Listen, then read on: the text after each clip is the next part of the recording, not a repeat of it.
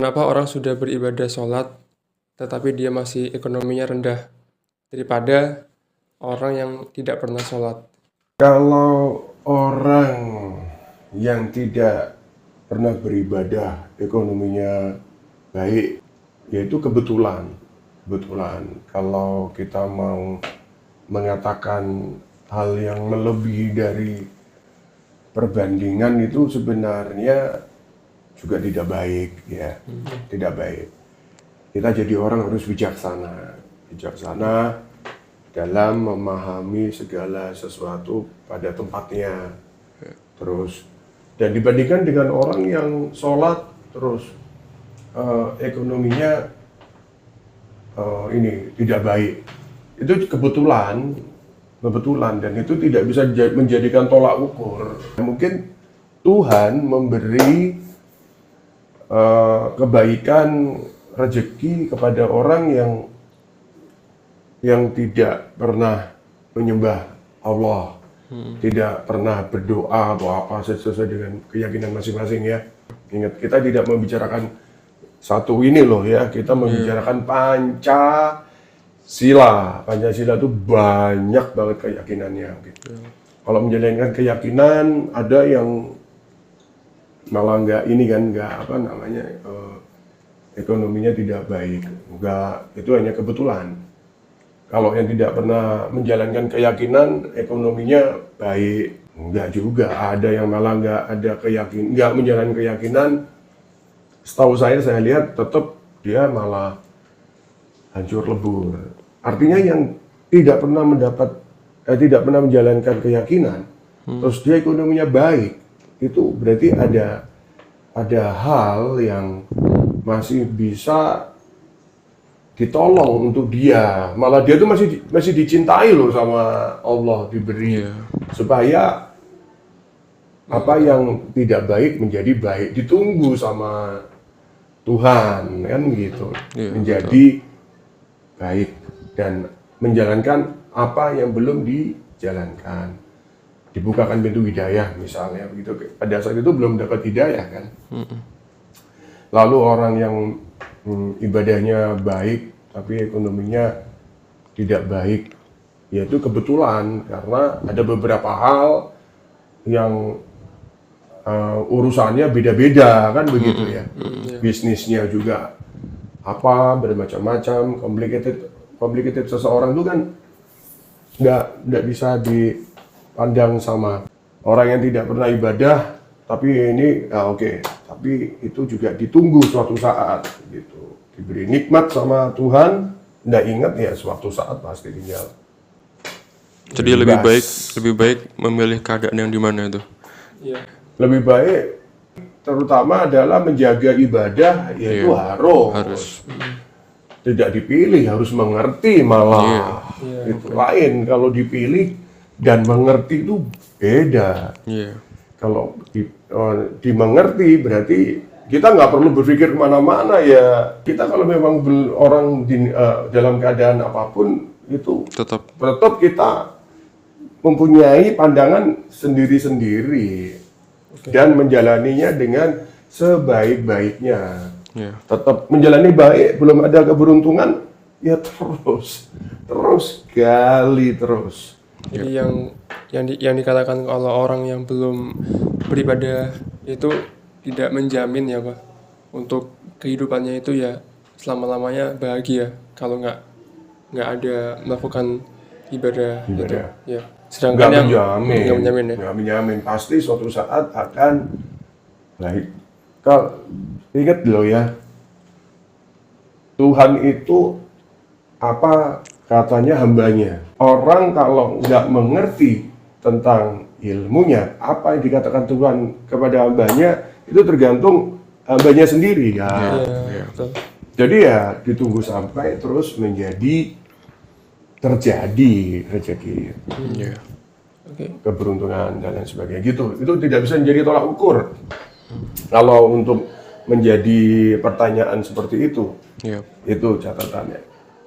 Kembali ke orang yang juga yang rajin, tapi dia juga belum ada keberuntungan, malah bisa modalnya habis.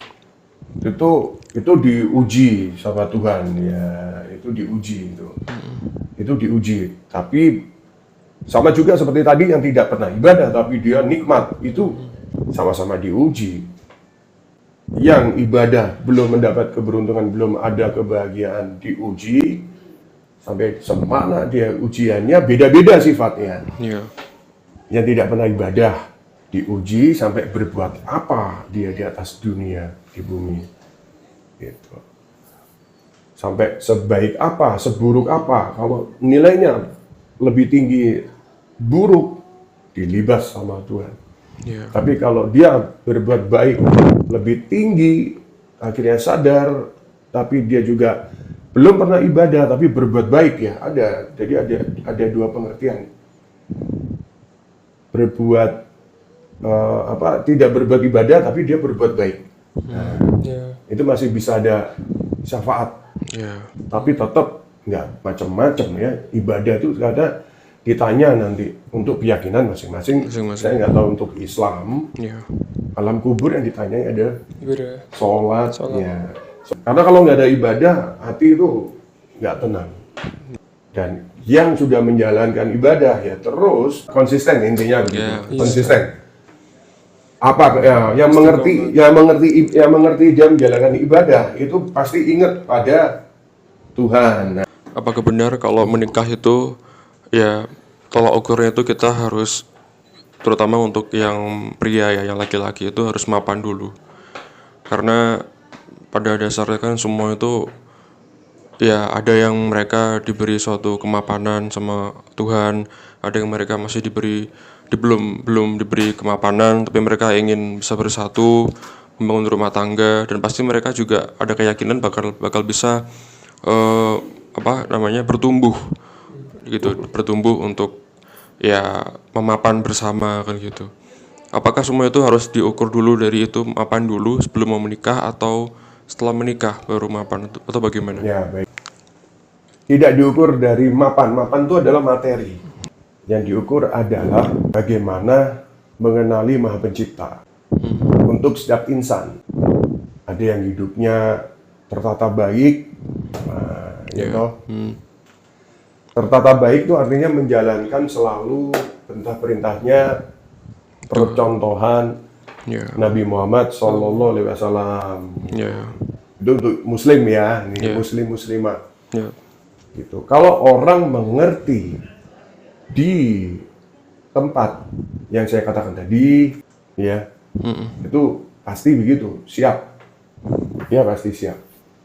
Dan sangat siap dan matang malah. Daripada mereka yang berukur dari mapan. Mapan itu yang bagaimana dulu ya? Iya. Mapan itu ada dua. Mapan dari hati karena mengenali Tuhan, mengenali Allah untuk Muslim, ya, atau mapan karena materi. Nah, Iya. kan beda gitu. Kalau mapan karena materi, jangan salah, pasti nggak mengenal ke Tuhan. Jadi mengenali Tuhan, untuk Muslim mengenali Allah itu wajib. Karena yang membuat semuanya adalah Allah. Jadi kemapanan di situ bisa diukur dari yang paling tertinggi, yang paling leluasa dan paling bahagia itu adalah bukan dari kemapanan materi. Ya. ya, ya, Jadi kemapanan ini iman Iya. untuk setiap keimanan pasangan di antara pasangan itu. ya. Gitu. Ya, Memang sekarang kan ya banyak juga perempuan yang bisa ngerti, ada yang juga mereka realistis. Sekarang kalau nggak ada uang juga mau apa, kayak gitu. Hidup juga susah, apa segala macam. Ya ada mereka yang juga beranggapan yang penting kita bersama berdua, segala apapun kita ini jalani bersama, yang penting kan itu. Diberi Allah rezeki segala macam kita terima, yang penting berdua. Jadi memang semua tuh ini ya, perspektifnya tuh berbeda-beda ya, kayak gitu. Dan mungkin dari awal kalau sudah menjalin hubungan itu Pak, udah ada kesepakatan ya Pak, bersama untuk kedepannya. Bersama. Iya dong. Gitu loh. harus ada kesepakatan. Betul itu. Iya. Kalau tidak ada kesepakatan, masih tetap menjalankan, itu pasti bunuh diri. Tapi dia tetap berani, oke ya, tetap berani. Ini penilaian saya ya, Iya. secara hati ya. Iya. Dia waktu menikah tidak ada kesepakatan. Yang penting artinya bisa apa namanya bisa mendapat pasangan, bisa jadi pasangan ya, terus bisa menjalankan hubungan suami istri. Tapi kalau dia menjalankan tanpa ada keimanan, terus dia tidak ada kesepakatan, pasti nanti ada cobaan. Dan itu pasti kalau Tuhan mencintai, ya akan diberi hidayah. Kembali lagi di dalam suatu keluarga. Di sini apakah boleh kalau anak itu menentang penyampaian dari orang tua, utama seorang ibu? Itu bagaimana? Gitu. Menentang bagaimana juga ada arti. Iya. Kalau memang seorang ibu salah, ya ditentang. Berarti tapi tetap ada, pasti anak itu kalau anak baik ya tidak terlalu keras menentang, tapi dengan santun, masih tetap santun. Karena ada peristiwa yang aku pernah baca di suatu kejadian ya, di acara kajian. Itu ada seorang perempuan, dia cerita ke Ustadz Hanan Ataki. Dia bercerita bahwa ya mulai dia pertama kali ketemu sama suaminya yang dikatakan soleh tadi, yang dia persepsinya dia itu soleh, menurut dia itu adalah dia memperhatikan orang tuanya, menafkahi orang tuanya, menafkahi juga adik-adiknya, saudara-saudaranya. Makalah dia akhirnya menilai bahwa orang itu soleh, calon suaminya dulu itu. Oke. Setelah sudah mulai perjalanan sampai dia akhirnya sah menjadi suami istri, tibalah suatu ketika di mana ada kejadian, ada suatu penyampaian dari ibunya, dari suami tidak suka sama istrinya. Ya, terus Ibunya siapa itu? ibunya dari suami. Oke. Singkat lagi cerita, di situ akhirnya sudah beberapa lama kejadian ditahan-tahan terus sama istrinya, karena dari pihak suaminya pun juga dia tidak bisa bijaksana, karena masih terlalu belum bijaksana, karena dia dari penyampaian orang tua pun dia masih ya mendengarkan. Akhirnya dia sempat mengikuti arahan dari orang tuanya segala macam, sampai akhirnya di mana suatu kejadian istrinya minta cerai karena suaminya bilang gini, aku mengikuti dari penyampaian ibuku karena aku masih ingin mencari surga Firdaus dari ibuku. Dengan alasan itu dia menceraikan istrinya, yang dimana padahal ya bagaimanapun kan aku tadi bilang, bolehkah anak laki itu menentang penyampaian dari orang tuanya yang mungkin sifatnya itu Anak laki. menentang penyampaian dari orang tuanya. Orang tuanya itu laki perempuan? Laki yang pasti. Laki. Yang dimana tuh Bapaknya, menentang bapaknya berarti? ibu. Menentang ibunya? Ya, ibunya. Karena ibu yang paling vokal kepada anak laki-lakinya. Yang dimana anak kandungnya laki-laki? Iya, kandung dong. Dan itu akhirnya membuat hubungan rumah tangga mereka jadi kandas dan rusak. Hanya karena mengikuti dari arahan dari ibunya. Dan mengikuti hanya untuk mendapatkan surga Firdaus. Padahal bagaimana itu? Padahal surga Firdaus adalah kedamaian dari suami dan istri. Dan orang tua, yaitu jangan membuat suatu persepsi yang lain. Ikut campur, memberikan suatu kesejukan, boleh. Asal jangan ada yang salah, ya toh. Itu kan berarti ada yang salah. Oke, kembali lagi, kenapa kok bisa sampai salah kepada sang istri? Itu ya, sang istri, sedangkan suaminya patuh kepada ibunya. Oke, karena waktu itu suaminya juga yaitu menafkahi orang tuanya juga, tapi dia nggak bisa mengimbangi, dan akhirnya orang tuanya ikut campur. Kamu ini masih ada orang tua, itu istrimu ya boleh, tapi tolong perhatikan orang tua. Oke, sempat suatu kejadian istrinya tahu, tapi istrinya memang nggak ada masalah, nggak apa-apa. Ini kembali lagi ke suaminya nggak bisa berlaku adil, nggak bisa bijaksana. Akhirnya mengikuti dari arahan ibunya itu. Diputuslah istrinya. Aku ya sudah, lebih baik aku ikhlas kamu pergi daripada orang tua aku nggak ada, karena aku masih menginginkan surga Firdaus dari orang tuaku. Hanya karena itu loh jadi membuat istrinya nangis. Apakah seperti itu yang orang soleh itu gitu loh. Nah, oke, saya jawab. Oke. Apakah itu suami yang benar? Iya. Gitu. Nah, itu suami nggak benar. Overload. Terlalu berlebihan. Dan ibunya juga harus mengerti kebijaksanaan.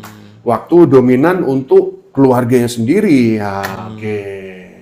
Itu dominan, besar, persentasenya harus besar. Kepada ibu, ya mungkin berapa persen, intens, berapa persen. Kan ibu juga pasti pindah ke anak-anak lainnya. Tapi kalau anak tunggal, ya nggak apa-apa, ibu diem aja.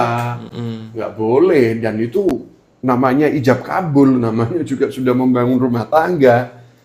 Mayoritas rumah tangganya mereka sendiri, orang tua, apalagi ini orang tua dari pihak laki-laki. Iya.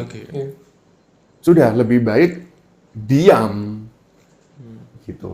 Oh, nanti juga anak pasti inget kok dengan namanya juga anak soleh pasti bisa dipercaya gitu. Tapi juga memberitahu, nah jangan banyak-banyak merhatiin ibu, keluargamu dahulu. Itu yang paling baik. Tapi Gitu kalau ya. ditentang sama anak lakinya gitu, anak lakinya Ditentang sama? misalnya ditentang gitu ya, Oh. karena ibunya mau memutuskan hubungan mereka berdua, ditentang sama anak lakinya, Oke. dosa nggak gitu? Yang berdosa yang mana? Ya, Yang anak maksudnya? lakinya. Anak lakinya tidak. Tidak Menjaga dong. keutuhan rumah tangganya. Oh, menjaga ijab kabul sekali ucap itu harus akibatnya harus luar biasa konsekuensi sampai ke alam kubur, alam kubur nanti. Kalau dengan alasan perihalnya dulu aja kita baca ini situasinya. Yang salah siapa dulu? Ada salahnya gitu. Kalau anak lakinya sampai membela terus membela ibunya, istrinya dianu karena anak lakinya hanya ingin memperhatikan 100%, bahkan lebih dari 100% kepada ibunya daripada memperhatikan keutuhan rumah tangga yang dia buat, itu ya salah. Jadi jadi yang benar itu adalah balance tapi bukan balance, lebih dominan ke keluarga masing-masing, keluarganya ini, mereka anak laki-laki dengan istrinya, ibunya pasti juga memberitahu kalau yang benar, waktu untuk kamu nak dan istri dan anak-anakmu boleh ke ibu, terima kasih, itu memang baik, itu anak soleh dan istrinya juga anak saleha, lebih kecil. Nah, tapi kalau mereka merangkul lebih akrab, tapi tetap dibatasi, jangan sampai membuat kecemburuan, nak. Gitu ya, itu bijaksana. Jadi orang tua yang mesti memimpin karena orang tua yang mengerti. Yang benar tuh yang mengerti, yang nggak benar karena nggak mengerti. Ya, kan dasar semua itu adalah mengerti, menempatkan diri, mengerti apapun kan gitu. Oke. Iya nggak sih? Dan itu pun semua karena juga kebanyakan pasangan saat ini kan juga ada yang berkomentar kalau udah nikah, ada yang pro dan kontra untuk tinggal bersama sama mertua, dan itu pun juga akan bisa terjadi kan Pak, gitu. Nah, ya udah kan gitu ya. Dengan mertua Nah, iya. bebas-bebas saja. Laki-laki tinggal di keluarga mertua, sang istri juga tinggal di rumah keluarga mertua, suaminya, semua bebas. Yang penting semuanya mengerti, mengerti pada aturannya. Wah, itu memang jarang dia aku lihat ya. Jarang. Tapi jarang. Ada sedikit ini. Keberuntungan hanya sedikit yang bisa mengerti. Sedikit yang mengerti. Mengerti. Itu kalau bener, indah banget. Indah banget. Sudah nggak usah jauh-jauh di surga di mana, di dunia sudah kita lihat itu. Contoh lah kayak keluarganya Pak Mo itu sama Fadil. Pak Mo. Kumpul semua tuh bebas ya. Bebas, tapi mengerti. Kita tinggal di keluarga mertua laki-laki atau dua pasangan ini tinggal di keluarga mertuanya dari ini keluarga perempuan. Semuanya bebas asal mereka cukup waktumu dengan ini nak. Ya gitu.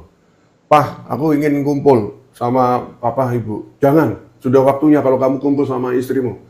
Tapi istriku sudah mengizinkan. Ya udah bareng-bareng kalau begitu, jangan bisa-bisa. Ya. Gitu. Betul. Ayo kita bareng. Kita ngobrol. Saling mengisi. Damai banget. itu indah sekali, Udah. luar biasa. Ya. Sampai indahnya jadi makan apapun tuh kenyang gitu loh. Situasi di dalam rumah itu apapun yang dimasak tuh enak gitu, bener itu. Iya. Hanya makan apa saja tuh enaknya ampun-ampun, karena kebawa dari aura surga. Betul. Itu luar biasa. Anak juga berkembang dengan baik, lucu-lucu semua, walaupun nakal tapi lucu, ada pesan-pesan, Betul. sangat ini banget. Itu indah sekali. Yes. Tidak ada itu gimana menciptakan kerukunan. Begitu juga biasanya dari pihak laki-laki juga tinggal di rumah sang istri dengan orang tuanya sang istri mertua, itu nggak masalah, asal sang dari orang tua mereka, orang tua dari pihak perempuan juga, nak sudah kamu urusin suami, tapi suami juga hadir malah, nggak apa-apa pak, nggak apa-apa pak, nggak apa-apa ibu bapak. Mungkin gitu. Si Fulan mau meladeni bapak, ibu nggak apa-apa, saya juga masih bisa membantu ibu bapak. Ada apa gitu, kesibukan apa? Pak, Bu, Pak, ini ruangan belakang mau saya rapikan tanaman. Nah, itu indah banget. Iya. Itu indah banget. Tapi begitu juga tetap orang tua itu tadi, karena itu rumah orang tuanya si si anak perempuan, akhirnya orang tuanya itu juga sudah nak, cukup nak. Cukup. Deketi suamimu lagi itu sudah luar biasa. Nah, Iya. itu yang indah banget nih, jempol banget nih. Kemana-mana double men. Luar biasa. Yes. Aku harap kamu besok seperti itu ya. Amin. Yes. Juga nggak apa-apa walaupun ya, papa nggak ini, bapak aku sendirian. Kan suatu waktu pasti Yes. ketemu yang Yes. indah, Yes. yang benar-benar yang ditemukan Sweet. sweet ya. Sweet. Nggak boleh ya. Nggak boleh. Cut.